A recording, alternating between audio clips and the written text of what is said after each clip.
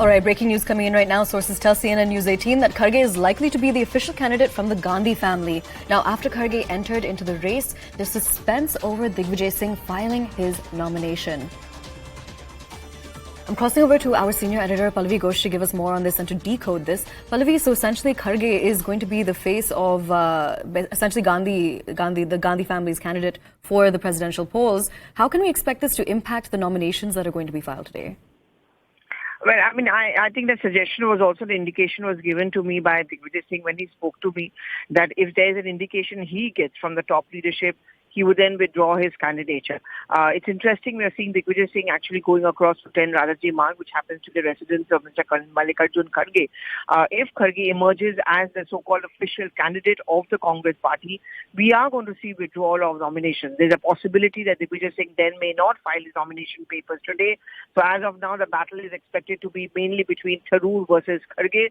That also doesn't rule out the possibility of withdrawal of nominations by others, which could also be Tharoor.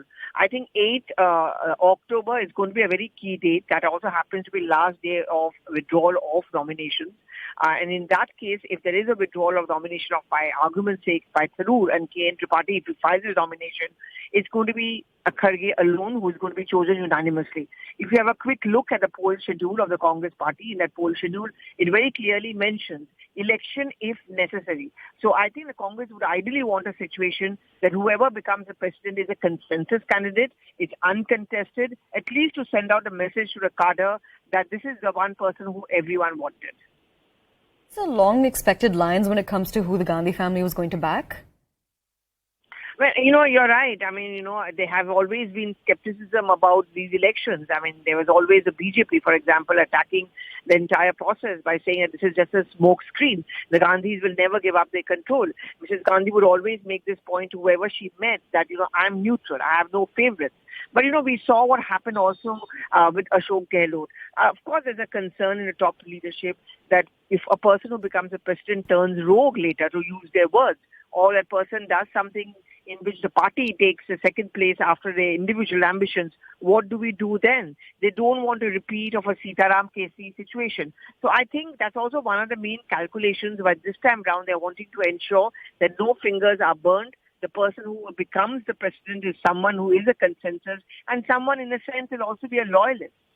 Absolutely, Pallavi. Very important details that you're giving us. Do stay with us. I also want to bring in our correspondent Nikhil Lakwani, who is joining us live from Kharge's residence.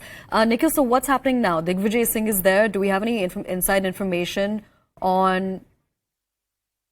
All right, we have an update. Essentially, Digvijaya has now exited Kharge's residence and he is on the move. I'm crossing over to our correspondent Nikhil, who is tracking this. Nikhil, over to you. Tell us what's going on. Jaldi.